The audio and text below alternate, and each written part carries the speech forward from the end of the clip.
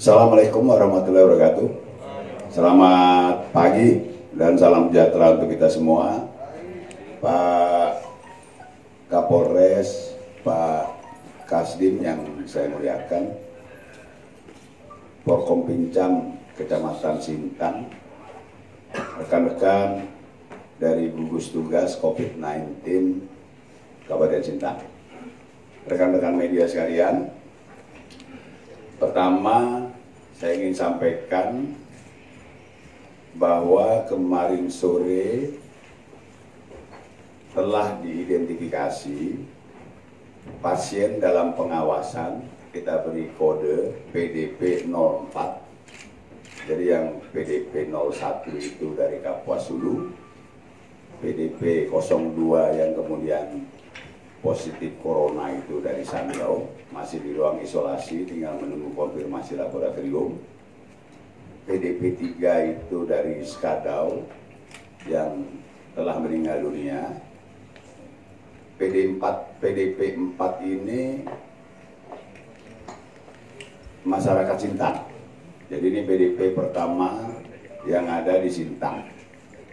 Laki-laki 62 tahun, alamatnya di Jalan Darajuwanti, Kelurahan Menyumbung Tengah. Saya mesti jelaskan detail karena ini penting untuk penyelidikan epidemiologi dan penting untuk masyarakat. Ya. Tentu saja kondisi pasien dan sebagainya secara umum saja saya sampaikannya. Laki-laki 62 tahun, alamat Jalan Darajuwanti, Kelurahan Menyumbung Tengah. Tiba di Rumah Sakit Umum Daerah pada hari Jumat tanggal 17 April 2020 dengan keluhan 3 hari sesak nafas, batuk, dan pilek. Dilakukan pemeriksaan medis, dilakukan tes cepat atau rapid test, hasilnya reaktif. Ya, reaktif ini sama dengan positif lah, ya. Jadi hasilnya reaktif. Kemudian ketika kita anamnesa, riwayatnya pasien pernah mendapat kunjungan dari anaknya yang dari Pontianak tanggal 16 Maret sampai 3 April, ya, dari Pontianak. Kemudian anak yang tinggal satu rumah dengan pasien, laki-laki umur 30 tahun, juga kita lakukan rapid test, hasilnya juga reaktif. Berarti dia ini positif juga. Kemudian yang bersangkutan menjalani isolasi mandiri di rumah di bawah pengawasan ketat. Kita klasifikasikan sebagai orang tanpa gejala, orang yang berhubungan erat dengan pasien yang diduga COVID-19 tetapi tidak menunjukkan gejala. Pasien kemudian dirawat di ruang isolasi khusus di Rumah Sakit Rujukan Adik Muhammad Jun. Pagi hari ini keadaan umumnya baik, kesadaran penuh, tapi masih sesak nafas. Kemudian dia subfebril. Subfebril ini demam baya-baya, demam merayu bahasa kita lah, ya, subfebril. Pertama, mari kita doakan agar pasien tersebut segera sembuh, segera sehat kembali. Yang kedua, kita doakan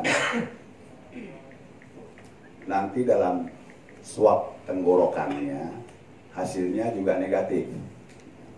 Karena rapid test ini dipakai untuk tadi menentukan penanganan, tetapi dia efektivitasnya hanya 60-70%. Dia memerlukan konfirmasi dari swab tenggorokan yang diperiksa dengan polimerase chain reaction atau PCR yang adanya hanya di Jakarta, Bandung, Surabaya, dan insya Allah mulai hari Senin bisa diperiksa di Pontianak, ya, bisa diperiksa di Pontianak.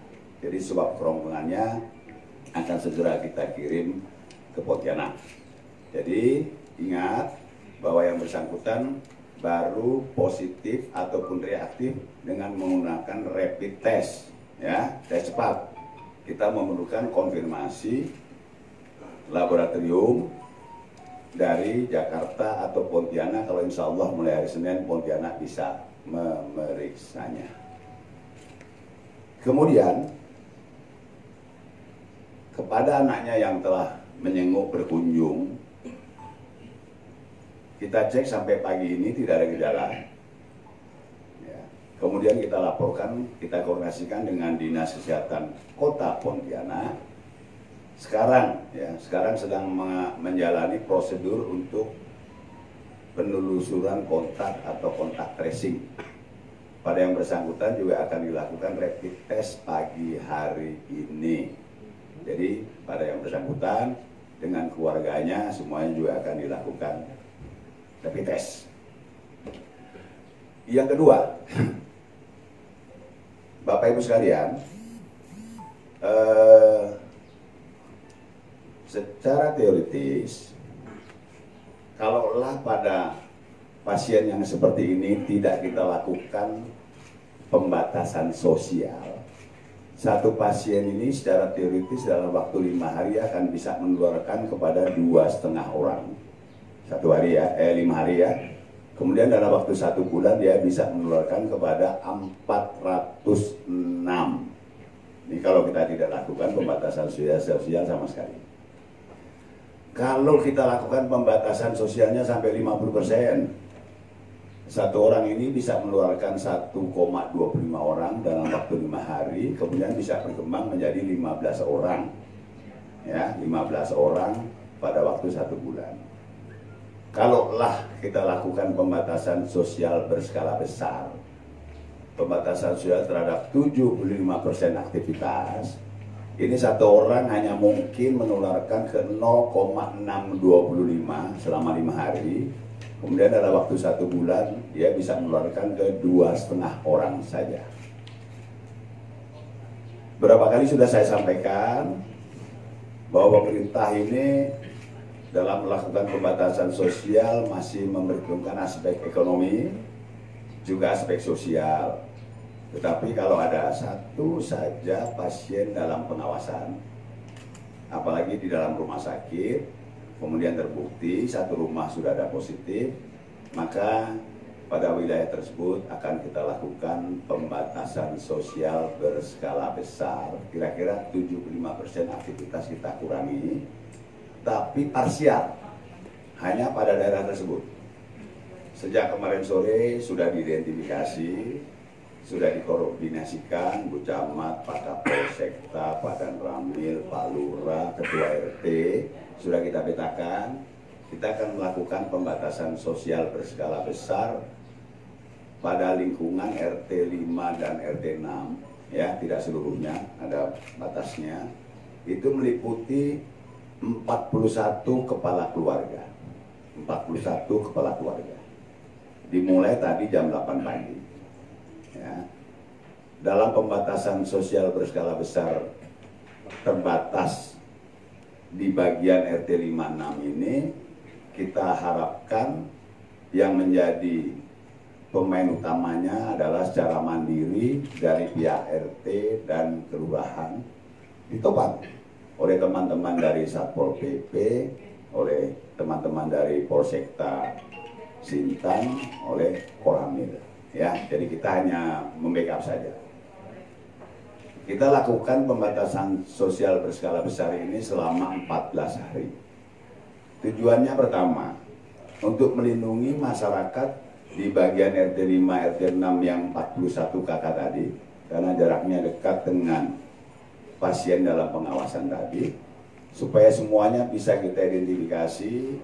Kalau ada yang gejala ringan, kita langsung lakukan rapid test, agar kalaulah sudah terjadi penularan segera bisa kita atasi dan kita hentikan. Pertama, kita akan lakukan penyemprotan pada seluruh wilayah. Yang kedua, pembagian masker pada seluruh jiwa yang ada di lokasi tersebut. Yang ketiga, tentu saja 14 hari hidup kita batasi cuma bisa 25% melakukan aktivitas, kan mereka perlu disupport dengan untuk kebutuhan hidup. Nanti sebentar lagi akan kita salurkan bantuan sembako kepada 41 kepala keluarga tersebut.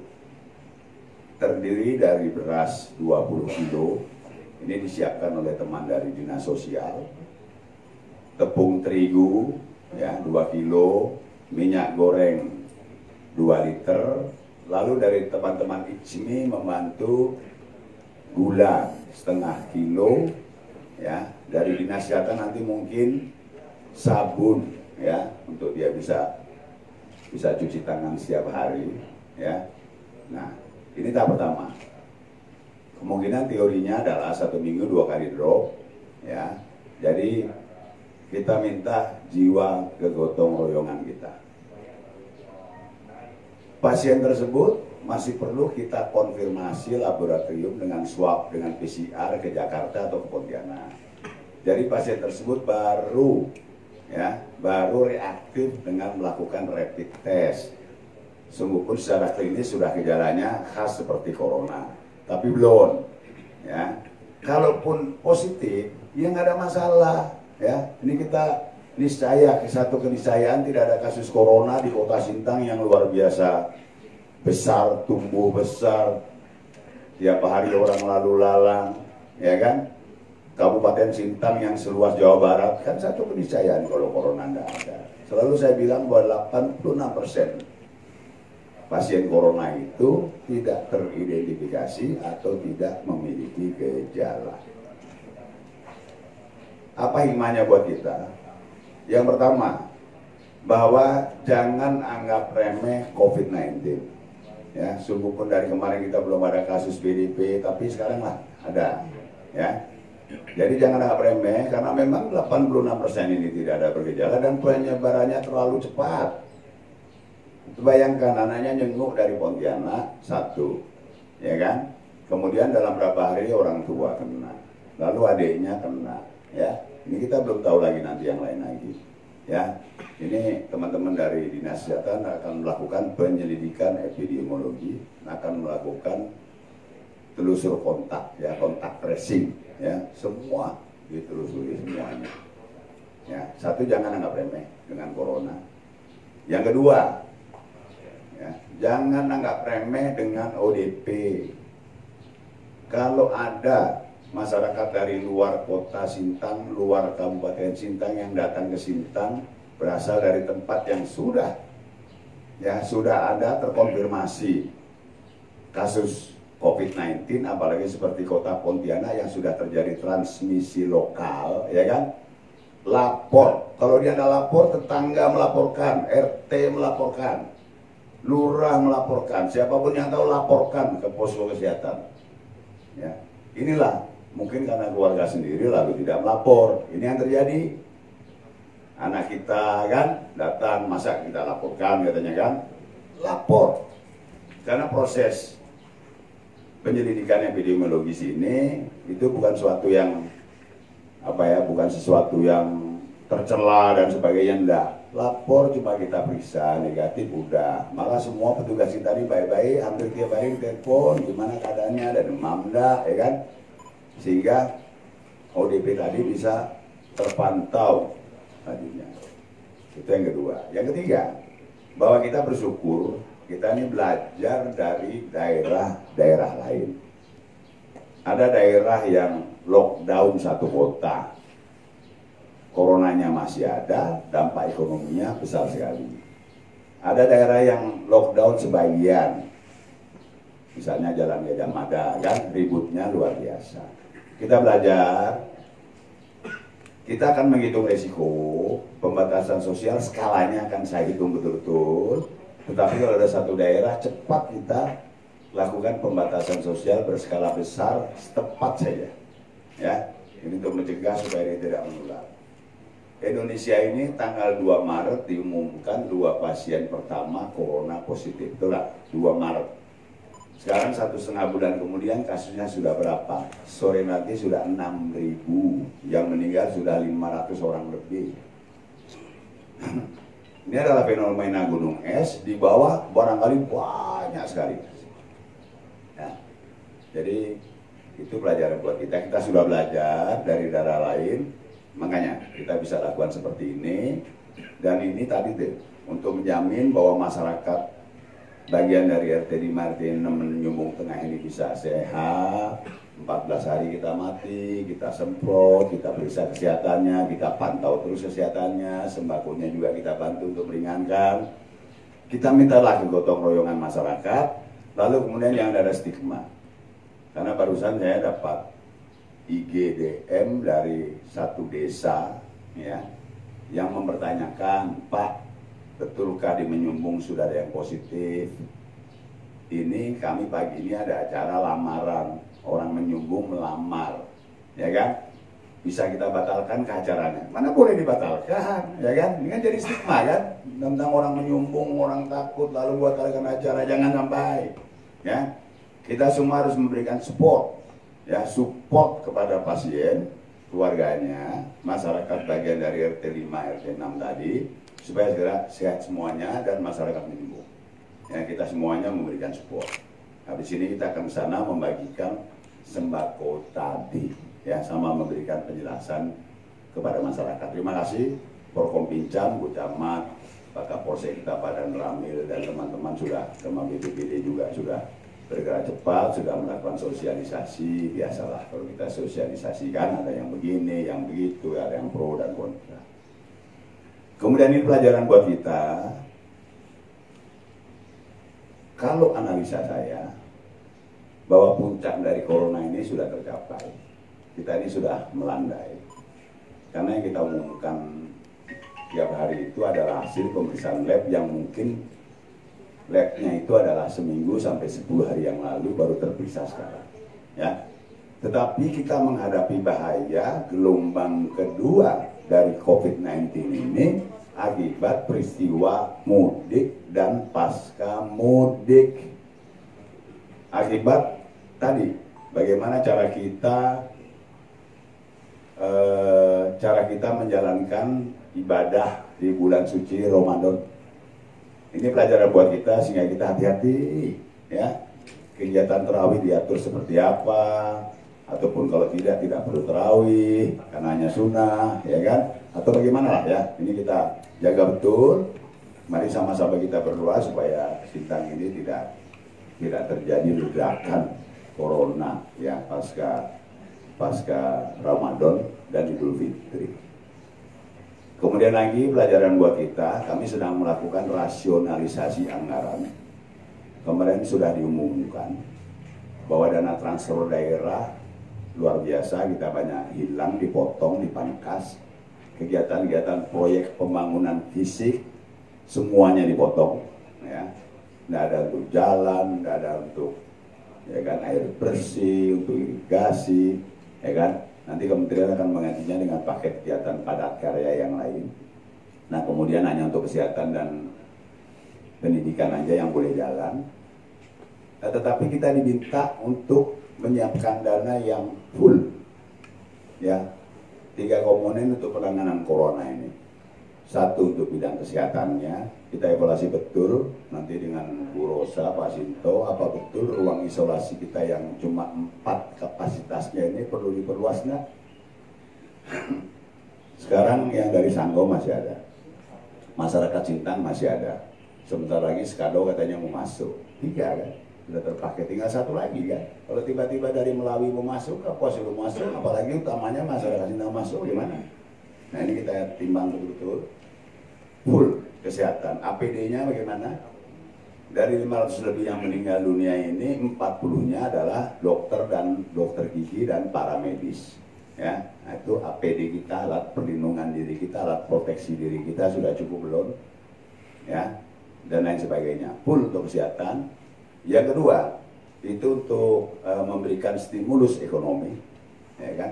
Yang ketiga untuk jaring pengaman sosial. Satu kali kita kena seperti ini, mau pembatasan sosial berskala besar, lingkungan RT 5-6 aja, kita harus menyiapkan 41 paket sembako dan sebagainya. Yang ada di dinas sosial hanya beras, ya kan? Sembakonya dari kita minta dari Bulog, Nanti mudah-mudahan Kepala Bulog ikut hadir, lalu gulanya dibantu sama Ijmi, ya. Nah ini kan harusnya kita standby kan sendiri, telur dan sebagainya. Dari tepung terigu, maksudnya 14 hari ini ya dia di rumah bisa memanfaatkan pekarangan, bisa melakukan aktivitas olahraga di rumah. 25% pun kalau dia perlu betul, dia bisa keluar cepat kembali asal melapor di pos, ya kan? Tapi kan dia bisa bikin kue lebaran lah, kalau ada tepung terigu, ada gula, apalagi kalau ada telurnya, telur belum ada.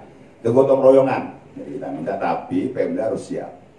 Yang ketiga untuk stimulus ekonominya ini, saya pikir kami kemarin sudah menyangkan, masyarakat selalu ngomong, Pak, kami ini di kampung ini memang sudah 31.000 keluarga penerima manfaat, sudah kita kirimkan beras sebanyak 20 kilo bantuan sosial dari provinsi, kami menstandekan 100 ton. Kita hitung dengan Bu Ustina tadi, kurang 200 ton. Yang minta banyak Pak Kapolres. Itu yang dapat, kami yang pakas dapat, kami tidak dapat, kan? Itu akan kita suplai semuanya, itu pun kurang. Tapi yang paling penting, masyarakat pedalaman ingin, yang paling penting selain sembako, Bapak jamin saja agar kulat kami ini bisa terbeli, ya. Karena kalau udah pengepul nak mengumpulkan kulat, mau makan apa masyarakat kita? Jadi saya sudah perintahkan Kepala Dinas Perkebunan dan Disperindak mencarikan, kita exercise nih, kita coba ya. Jadi pemerintah kabupaten akan menyiapkan dana sekitar 5 miliar, ya. Itu untuk jaga-jaga. Pada saatnya nanti pengepul tidak mau beli karet rakyat, kita ambil, kita yang beli. Ya kira-kira seperti itu. Nah, cuma sekarang sedang kita cari caranya seperti apa, ya. Apakah melalui koperasi yang kita tunjuk, apakah melalui BUMDes, ya kah? Apakah kita bikin prusda sendiri, atau kita kerjasama dengan PTP 13, toh PTP 13 adalah BUMN kan? Nah kira-kira seperti itu. Nah tidak hal seperti itu, saya ingin sampaikan apa? Supaya masyarakat Sintang ini tidak panik, tenang-tenang saja, ya. Ini belum corona, masih positif dengan pemeriksaan rapid test. Yang kedua, langkah yang betul, yang korek sudah kita lakukan nih. Kita jaga nih, kita sayang dengan yang 41 kakak ini, kita doakan sehat semua, kita sayang dengan masyarakat menyumbung. Kalau ini berkeliaran kan tadi teorinya kan, dalam waktu 1 bulan bisa nulari ke 406 jadinya kan. Ini jangan sampai dia berkeliaran, keluar dan sebagainya, kita kontrol, kita sayang dengan masyarakat Kabupaten Sintang. Ya, saya rasa seperti itu. Ada pertanyaan? Tidak ada? Saya minta media menyampaikannya dengan cara yang baik supaya masyarakat tidak panik, ya. Jadi masyarakat juga tenang semuanya. Jadi kalau panik itu udah menghilangkan 50% dari energi kita nih, kalau kita udah panik nih, ya. Jadi mudah-mudahan. Nah, masyarakat yang di pedalaman pun tenang, beras yang ada diterima, kalau ada ketidakpuasan yang merasa pantas kok belum dapat, segera laporkan melalui kepala desa atau melalui lurah, melalui camatnya kepada kepala dinas sosial, tembusannya ke saya. Nanti kita bantu kekurangannya. Ya, masyarakat yang terdampak juga tenang, semuanya kita pikirkan bagaimana bisa membantu masyarakat yang terdampak dengan COVID-19. Rumah sakit kita juga the best lah.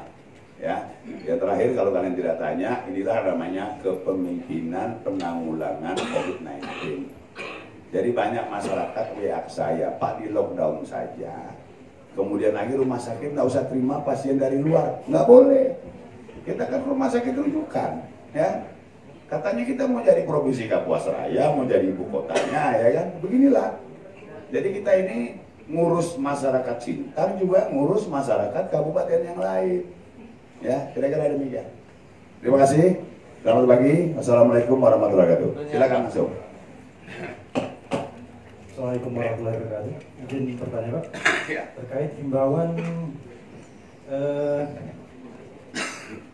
mudik Lebaran, Pak.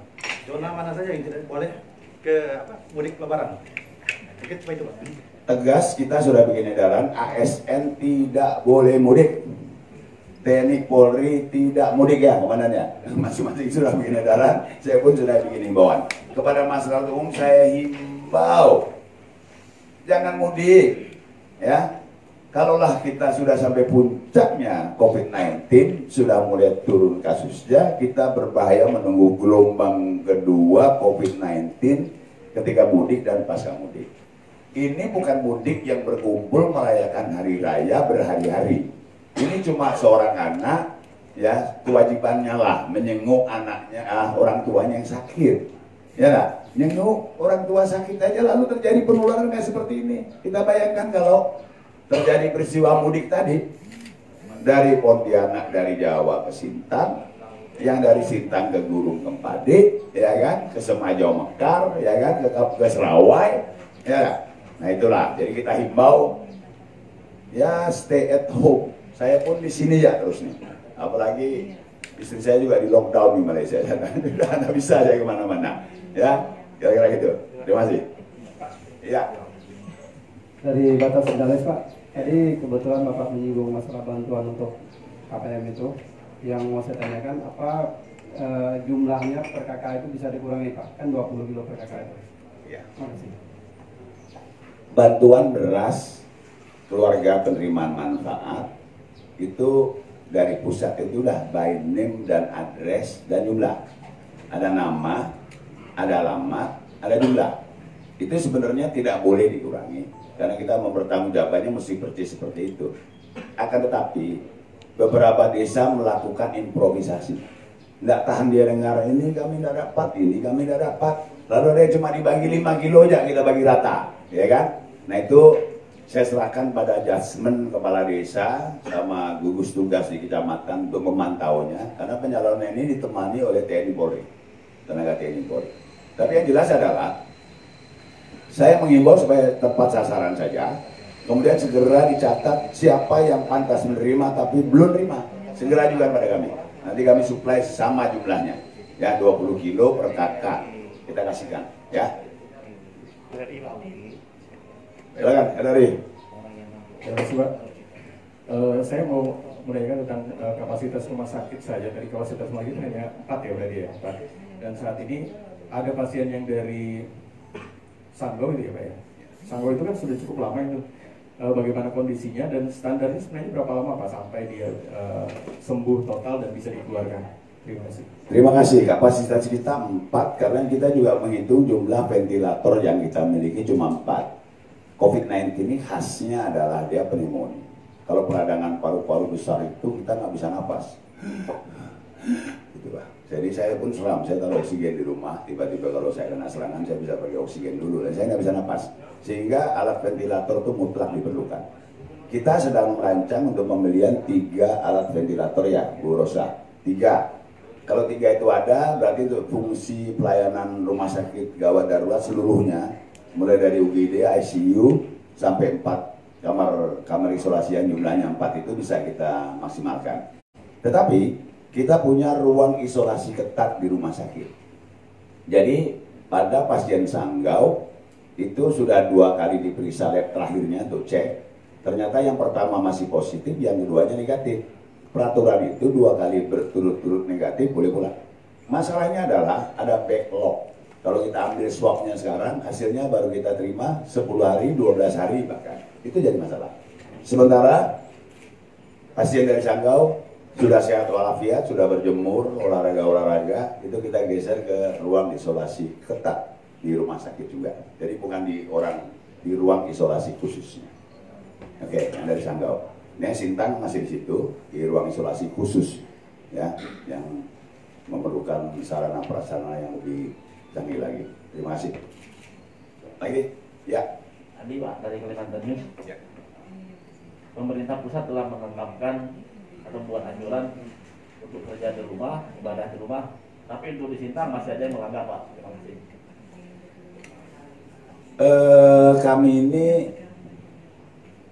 kepala pemerintahan.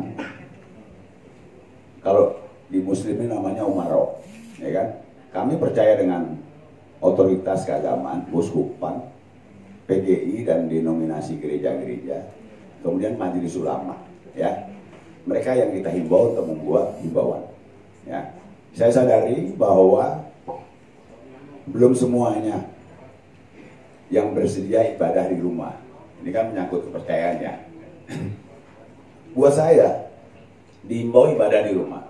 Tetapi kalau masih ada umat yang ingin ibadah di tempat ibadah, harus diatur tata caranya, ya, bahwa rumah ibadah bersih, Yang kedua ada fasilitas cuci tangan, ya, fasilitas desinfektan. Lalu kemudian pelaksananya tetap menjaga prinsip jaga jarak tadi. Kira-kira begitu. Tapi nanti akan saya sampaikan dengan teman-teman dari dari tokoh-tokoh agama lah ya untuk pembinaannya. Terima kasih. Lanjut. Aman ya? Clear, jelas. Terima kasih. Kami ingin melanjutkan perjalanan ke tempat yang dilakukan pembatasan sosial berskala besar, memberikan support, juga kita akan membagikanlah segala sembako apa dan sebagainya dan memberi penjelasan kepada masyarakat di sana. Barangkali ada yang masih mempertanyakannya ya. Terima kasih. Mohon dapat membuat berita yang menyejukkan ya, jangan bikin masyarakat panik. Terima kasih, selamat pagi, salam sejahtera. Wassalamualaikum warahmatullahi wabarakatuh.